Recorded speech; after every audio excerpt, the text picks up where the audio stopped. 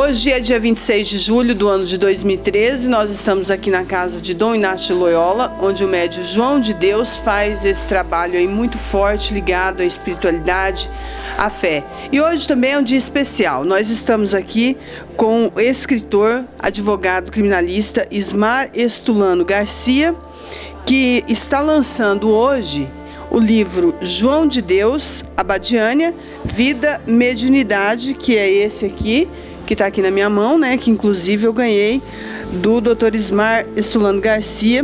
E vou ler com certeza, porque aqui deve ter muitas histórias do médium João. Dr. Ismar, o que levou o senhor a escrever esse livro sobre a biografia, sobre a história de vida do médium João de Deus? Na verdade, não foi eu que tive a iniciativa. No dia 30 de julho de 2009, o médium João Incorporado me chamou e me designou uma missão. Você escreve, então você vai escrever um livro sobre a vida do médium João. O objetivo é não acontecer o que aconteceu com o Zé Arigó. Zé Arigó, que viveu em Congonhas do Campo, operava com canivete enferrujado, tesoura, faca. Tem muitas reportagens, muitos comentários sobre ele, mas não tem nenhum livro sobre biografia dele. E a entidade pediu que escrevesse para que ficasse um registro sobre a vida do médium João. Eu indaguei se eu deveria falar com o médium João. Ele falou, não, ele pode não concordar. Entidade é o médium João Incorporado. Então, você só vai procurar o médium João quando já tiver iniciado os trabalhos. E ele vai te ajudar, nós vamos interceder que ele vai te ajudar. E eu realmente comecei o trabalho de pesquisa, não tinha nenhuma experiência em biografia, e procurei o médium João, ele concordou, e eu passei 4 anos pesquisando. Fiz viagem ao exterior, andei com ele em várias cidades do Brasil que ele atende, frequento aqui uma vez por semana, e na biografia, assim como no trabalho de jornalista, é necessário investigar a procedência. Foi o que eu fiz. Alguns comentários que eu ouvi dizer, eu teria que ir atrás. Por exemplo, eu ouvi dizer que ele teria beneficiado uma mulher que teve teve câncer no útero, retirou o útero e ela teve um filho. Cientificamente isso é impossível, não pode.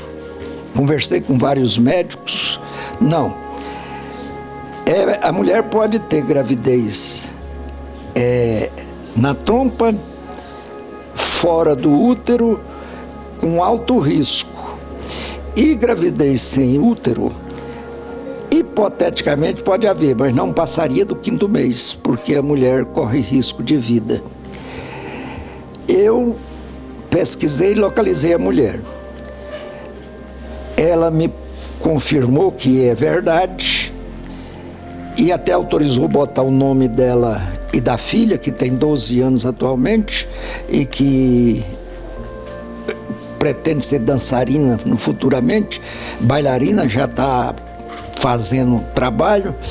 Só que o marido dela não quis que botasse o nome no livro, então eu não coloco o nome.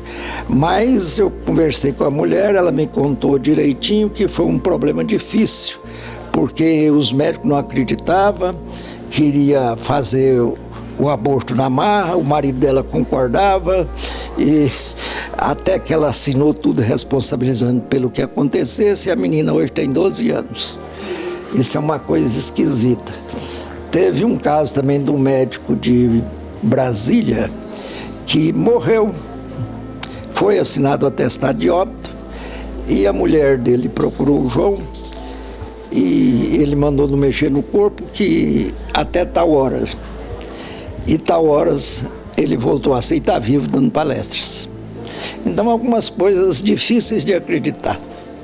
Ele ressuscitou um morto? Veja bem, A primeira versão, a primeira coisa que vem à mente dos médicos é que é catalepsia, que a pessoa morre, fica inerte e pode voltar. Para a medicina é isso. Mas o próprio médico que teria morrido e voltado disse que não é catalepsia, não. Que do lado de lá ele teve uma tarefa muito grande, chegou no acordo com Dom Inácio para ele voltar e cumprir uma missão. São histórias que vocês jornalistas escrevem fatos.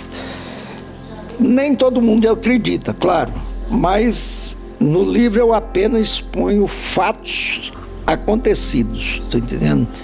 Acontecidos, mas não tem nenhuma preocupação da pessoa acreditar ou deixar de acreditar, isso não tem a mínima importância, é apenas relato. Doutor Ismar, desses casos que o senhor relata no livro, qual é o caso que o senhor mais se choca, se admira e custa a crer que aconteceu? Olha, tem muitos, mas eu estava no início, logo no início, que eu não conhecia nada e duvidava de tudo, e até um dia a entidade falou, o que é que eu preciso fazer para você acreditar? 100 casos? 200? Eu falei, não, eu estou observando, de maneira que ninguém vai me convencer, influenciar, eu vou me convencer por conta própria. Ninguém vai me convencer, eu estou sendo honesto. Ele concordou, a entidade concordou. Mas eu fui com ele uma vez no Rio Grande do Sul e isso me chamou muita atenção. Mas muita atenção. Tinha uma mocinha lá de uns 16 anos que não acreditava em Deus, não acreditava em nada. A mãe dela chamou ela, a mãe pediu para levar ela para assistir alguma coisa. E também na hora dele fazer uma cirurgia lá, chamou a menina e chamei, eu assisti. Esse caso eu digo que foi o que me chocou primeiro, depois foi normal. Por que chocou? Porque eu vi. A mulher era uma mulher de uns 46 a 50 anos, bastante branca, porque os sulistas normalmente são brancos, e ele incorporado, a mulher assentada, ele em pé, com esse aparelhinho de barbear, simples, ele fez, vamos dizer, um campo de aviação na cabeça dela, de 4 centímetros, talvez por 12 assim. Apareceu o couro cabeludo da mulher bem mais branco do que ela é ainda. Ele pegou um bisturi e fez um corte, talvez de uns 4 centímetros, espremeu com os 2 polegares, espremeu bem. Como eu sou da zona rural, igual os fazendeiros espremem berne em vaca, etc., espremeu e saiu vamos dizer, um carnegão branco, o tamanho da metade de um dedo mínimo. Saiu, ele tirou, botou na vasilha lá que estavam os instrumentos, e falou para a mulher, pronto, você não tem câncer mais. Deu uma costurada lá, muito rudimentar, e mandou a mulher para repouso. Eu fui lá na sala de repouso, que aqui seria enfermaria, saber se ela estava muito bem. Estava excelente. Procurei saber lá, com as pessoas que dirigiam lá, o que tinha acontecido. Disse que a mulher estava com câncer no cérebro e os médicos se recusavam a operar porque ela morreria na mesa de cirurgia. E ela não teria mais do que 6 meses de vida. Então, como ele atendia lá regularmente, 2 vezes por ano, numa das vezes levou ela. E aconteceu isso que eu relatei. A mulher ficou na enfermaria mais ou menos 1 hora, por aí, 1 hora e pouco, e foi embora para casa. Esse caso me chocou, porque foi no início, tá entendendo? E ninguém me contou, eu vi. Seu Ismar, sobre a vida do João de Deus, médium, o senhor disse que o senhor entrou aqui primeiro para de certa forma, atendê-lo como advogado. Significa de que ele já teve aí alguns problemas jurídicos, inclusive. Alguns não, demais. Ele teve que mudar de Anápolis para Abadiânia, porque Anápolis fica daqui mais ou menos 40 quilômetros, é uma grande cidade, podemos dizer uma grande cidade, em torno de 400 mil habitantes. Ele atendia em Anápolis e havia uma marcação cerrada da Associação Médica e das igrejas contra ele. Ele era conhecido como João Curador. Esse nome curador não cai bem. Então, ele foi obrigado, o prefeito de lá, sabendo do problema, ele foi acusado em vários processos, etc., e não tinha condições de ficar lá. O próprio prefeito e um secretário da prefeitura trouxeram ele aqui para Abadiânia, 79 parece, apresentaram ao prefeito, que por sinal era o seu Hamilton, que hoje é administrador da casa, e falou, tudo bem, pode vir, nós vamos dar todo o apoio que for possível. Ele veio, instalou aí, o prefeito é médico, amigo dele, não deixa de haver alguma oposição na cidade, de evangélicos, alguns católicos que não admitem isso, até mesmo o espiritismo em Goiás tem algumas ressalvas ao trabalho dele. Doutor Ismar, existe perseguição ao João de Deus? Atualmente não. Atualmente não. É público e notório que ele atendeu a presidente Dilma, quando ela esteve doente, presidente Lula, altas autoridades, pessoas, senadores, ministros, etc. E então, como ele é conhecido no mundo inteiro, não existe perseguição. Há uma coisa que falta aqui. Uma coisa que é necessária, uma pesquisa científica para saber o que é mediunidade. Aqui só vê falar em fé, religião, etc. Aqui não é ecumênico, é um templo ecumênico.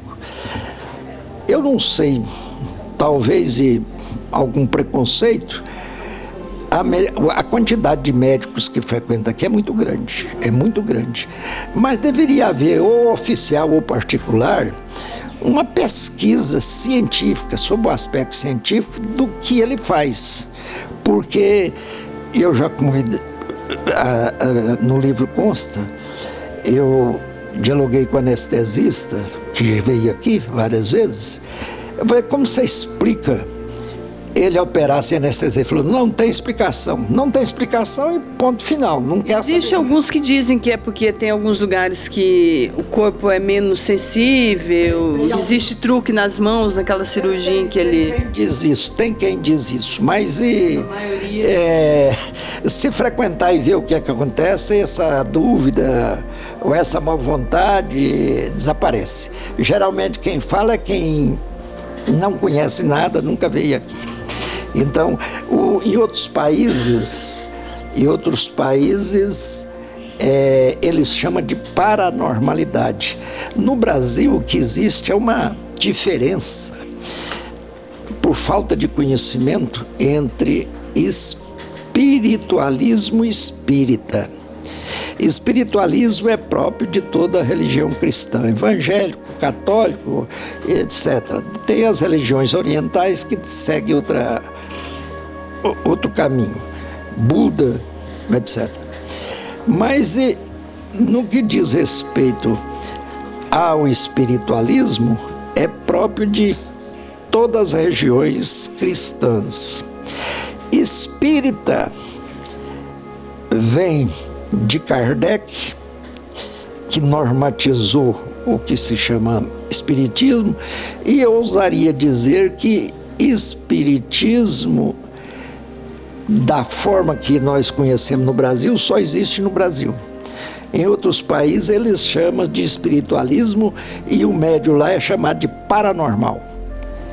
Então, paranormal com médium é praticamente a mesma coisa. Sobre psicografia, eu também já escrevi a respeito, tem no Brasil 10 casos de psicografia que foram usadas judicialmente como provas. Por sinal, uma de Campo Grande. Através de Chico Xavier. É uma história longa, não dá para abordar. 10 casos no Brasil. Fora do Brasil, o único caso de psicografia usado judicialmente é de 1854. Então, mais de 100 anos, quase 150 anos por aí, enquanto que no Brasil aconteceram 10. O primeiro foi em Goiânia, em 1976, e o último parece que foi 2006. Dos 10 casos, a psicografia, 6 era de Chico Xavier e os outros 4, um de cada médio diferente. O último eu não sei, mas parece que foi de 2008. Tanto pode acontecer um caso hoje, amanhã, como pode demorar 20, 30 anos, não se sabe. Doutor Ismar, sobre a mediunidade do João de Deus, a gente sabe que ele começou aos 9 anos, tem aqui em Abadiânia já mais de 35 anos, né, 38, parece que ele está aqui, e me falaram também que Chico Xavier já visitou esse lugar e incorporou no médium João. É verdade isso? Não sei. Não sei te dizer, que eu pessoalmente tenho presenciado e não me contar não. Agora, ele vindo para cá foi uma inspiração divina, sem dúvida, porque o prefeito de Anápolis inicialmente ia levá-lo para Goianápolis, que é uma cidade pequena entre entre Goiânia e Anápolis. Mas na última hora ele falou, não, eu vou tentar antes Abadiânia, e deu certo. Agora, Chico Xavier, quando vive, era amigo dele. Aqui são as cidades que ele atendeu antes de vir para Abadiânia. Chico Xavier era amigo dele, ele às vezes frequentava Uberaba, e de uma das visitas dele a Uberaba, o Chico Xavier escreveu esse bilhete. Isso aqui, que eu estou mostrando no livro, é letra do Chico Xavier. Prezado João, caro amigo, Abadiânia é o abençoado recinto de sua iluminada missão e de sua paz. Chico Xavier, Uberaba, 28 de 9 de 93. Ele queria sair de Abadiânia, e o Chico Xavier falou que não, que ele deveria ficar aqui. O relacionamento dele com o Chico Xavier, além de amizade, etc., alguma coisa concreta que eu encontrei, foi só isso. Já tentaram matar o João de Deus? E já tem. Ele trabalha com garimpo. Até hoje ele trabalha com garimpo. A casa funciona quarta, quinta e sexta, os outros dias ele cuida da vida dele particular.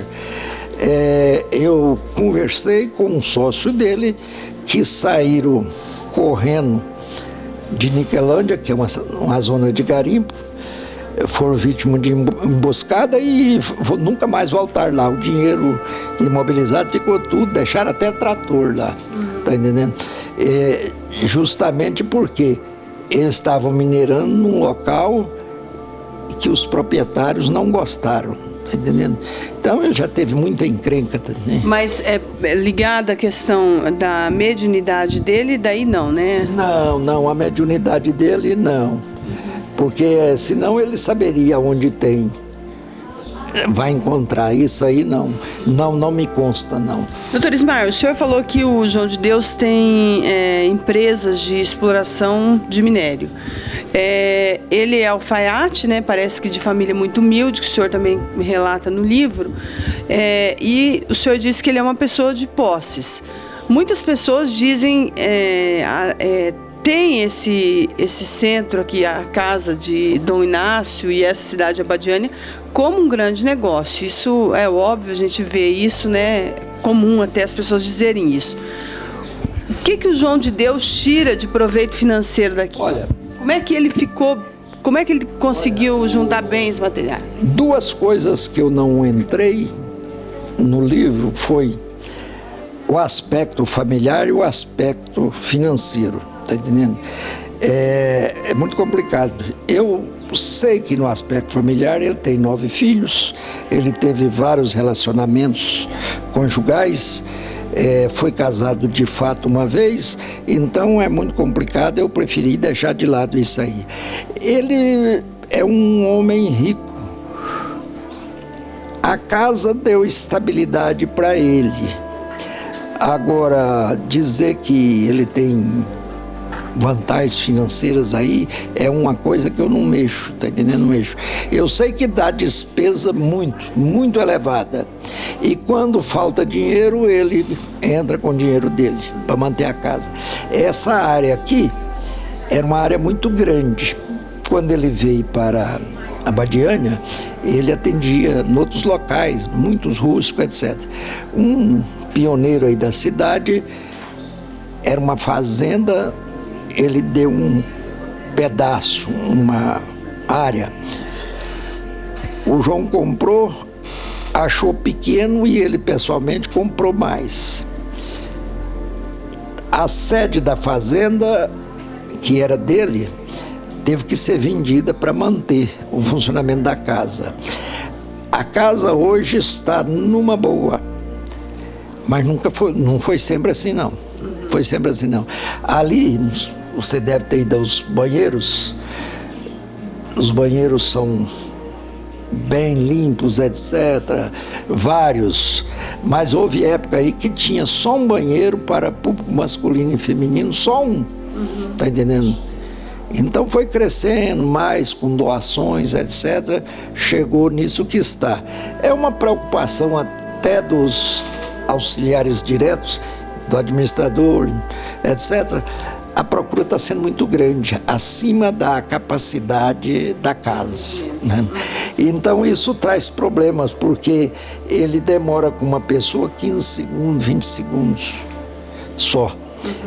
E no início, quando eu comecei a frequentar aqui, eu contava normalmente o atendimento da manhã e o mesmo da tarde. Normalmente, talvez uns 100 médios estavam presentes, atendia 300 pessoas. Hoje é comum estarem presentes 300 médios e atender 1000 pessoas dia. Não, é muita coisa, não pode ser mais. Então, além... Isso é uma prova também, doutor Ismar, que uma pessoa normal para atender 1000 pessoas por dia, um médico principalmente, seria humanamente impossível. Claro, sem dúvida. Aí tem comentário, não, isso é picaretagem, ele não fala com ninguém. Aqui não tem uma anotação de paciente, o que sofre, nada. A pessoa entra na fila, passa por ele, normalmente ele dialoga e no atendimento. Às vezes, quem na fila chega na mão dele, pode acontecer várias coisas. Ele não falar nada e mandar a pessoa seguir. Ele falar que a pessoa tem que voltar tantas vezes. Ou ele mandar a pessoa sentar na corrente. Significa que a pessoa tem alguma mediunidade que tem condições de ajudar nos trabalhos, tá entendendo? Vai participar da corrente mediúnica. Ele pode dar uma receita de remédio e mandar embora, ele pode não dar a receita, ele pode falar que quer te ver tantas vezes, tá entendendo? Eu levantei casos de pessoas ser curada do mal que sofria na primeira visita. E conheço caso também que foi curado depois de 12 anos de frequência. Varia de caso para caso. Tem que haver, acima de tudo, o merecimento para receber a graça. Doutor Ismar, o senhor trabalhando com o médium João de Deus desde 2002, o senhor disse. E então, 10, 11 anos já, o senhor nunca cobrou por isso, né? Um trabalho voluntário, o senhor disse? Não, pelo contrário. Já gastei. Eu achei que tinha ouvido errado, então. Falei, opa. O livro que eu estou lhe doando, é eu que estou doando, não é a casa. Muito obrigado. Eu queria que o senhor finalizasse dizendo o que o senhor pretende com esse livro e qual que é a visão do senhor, como pessoa, de tudo isso que acontece aqui. Olha, o que pretende o livro não é o que eu pretendo. É que não acontecesse, porque daqui 10 anos, 20 anos, quando o João falecer, vai ficar os comentários sobre quem é ele. Eu não sei se você já viu falar em Zé Arigó, em Congonhas do Campos. É uma pena que não tenha tido biografia dele, que um matutão, ele era vendedor de lote e fazia as proezas que até a NASA investigou a vida dele e tal. Então, eu estou colocando no livro, de maneira imparcial, os fatos levantados, para que pessoas que tenham curiosidade conheçam mais ou menos. Agora, o empenho que eu tenho e que eu gostaria é que algum órgão privado ou público, entidade privada ou órgão público, fizesse uma pesquisa profunda no que se refere ao lado científico sobre a mediunidade dele. Lá na Alemanha, nós atendemos lá, estávamos jantando, quando veio uma equipe de jornalistas da BBC de Londres. Tinha um brasileiro que justamente foi incorporado porque falava português. Conversei bastante com esse brasileiro que trabalhava na equipe da BBC de Londres. E pelo que ele me falou, ele falou, olha, nós estamos fazendo uma pesquisa, vamos fazer uma reportagem.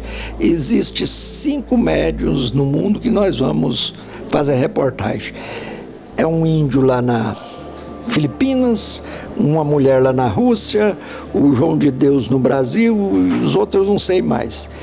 Então ele está entre os 5 maiores médiuns do mundo atualmente. E o que eu pretendo é que conheçam o que é aqui. Espero que não deixe, antes dele falecer, o livro termina da maneira seguinte, é até interessante, é uma indagação e não uma resposta. E quando o médium João desencarnar? Uma pergunta que eu ia fazer para o senhor. A casa de Dom Inácio gira em torno do médium João. Sem ele a casa não funciona. Como consequência, uma pergunta que muita gente faz é o que acontecerá após o falecimento dele. O autor, como tantas outras pessoas ligadas à casa, tem a mesma preocupação. Questionado a respeito, a resposta do médium foi incisiva. A casa continuará funcionando quando eu desencarnar, mas ainda vou viver muito. Isso foi o médium que disse? Que disse. Através da entidade ou não? Não. Ele mesmo? Ele mesmo. O senhor acha que ele sabe o dia que ele vai desencarnar? Não sei se ele sabe, não. E outra coisa, é que preocupa muita gente. Há uma diferença entre médium João. Médium João é uma pessoa, às vezes, até grosseira. Não tem cultura, não estudou. Ele estudou no primário 3 meses e foi expulso da escola porque ele pagava a escola enchendo a caixa d'água, bombeando. A bomba d'água de alavanca. Como o colégio foi vendido, em Itapaci, a escola, no colégio, e os novos proprietários não concordaram que ele pagasse em serviço, aí ele não pôde estudar. O livro traz, ele sabe de cor até hoje, a última lição que ele teve, tá entendendo? A última lição que ele teve na escola. Então, isso é relativo. Saber o que ele sabe, saber o que ele não sabe, é muito difícil. Agora, saber quando ele está incorporado e quando não está é difícil. Ele incorpora e desincorpora em menos de 1 minuto, em segundos. Às vezes, pela resposta dele, nós deduzimos, os mais próximos, que ele está incorporado. E às vezes não. Eu até tento no livro dizer, quando está nervoso, com certeza é o médium João desincorporado.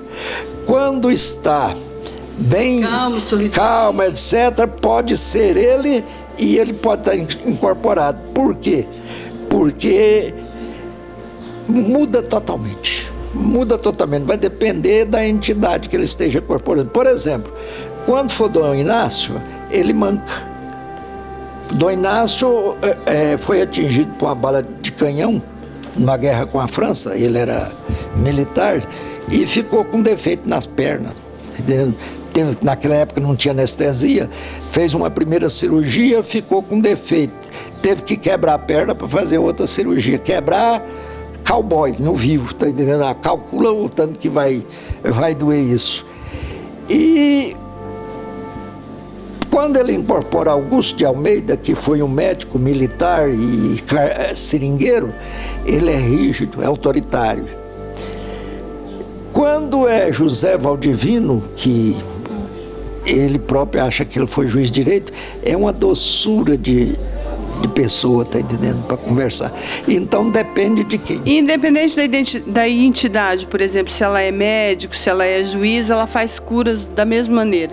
Da mesma maneira, da mesma maneira. Uma parte importante é o seguinte: se fosse seguir os princípios da Igreja Católica, que um fato inexplicável pela ciência pode ser beatificado, e o segundo fato pode ser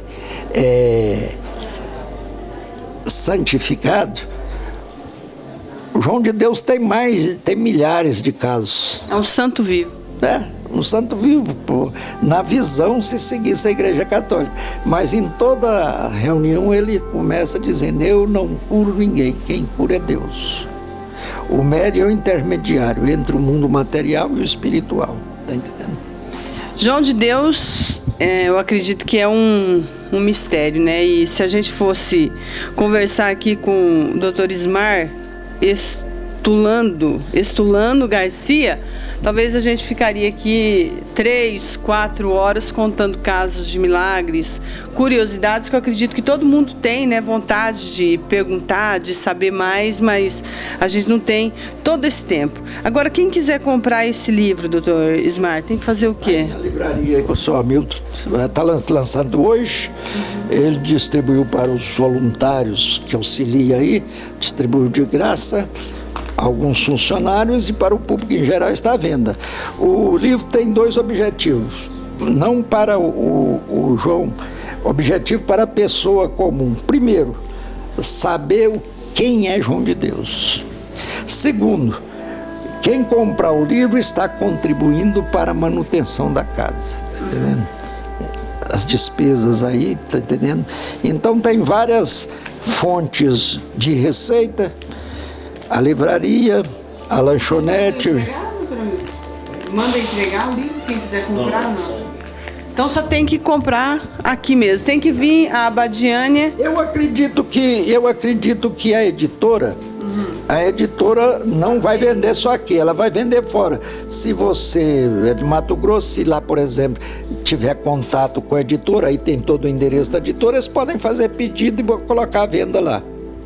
Então tá aí, gente, olha, quem quiser saber mais da vida de João de Deus, essa incógnita, digamos assim, para a medicina, para as pessoas que são descrentes, né? Porque tem gente que nem vendo acredita, né? E tem um ditado dele que está no site: para quem crê, uma palavra basta. Para quem não crê, nenhuma é suficiente. Mais ou menos por aí, né? Queria agradecer então, doutor Ismar.